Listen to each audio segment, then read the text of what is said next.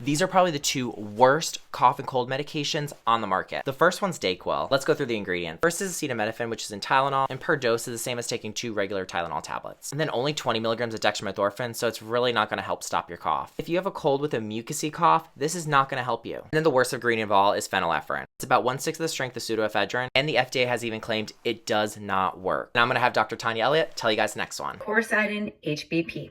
It contains chlorpheniramine, which is an old school antihistamine that causes significant drowsiness, and dextromethorphan, which is a cough suppressant. Neither one of these are going to do anything to shorten the duration of your cold symptoms.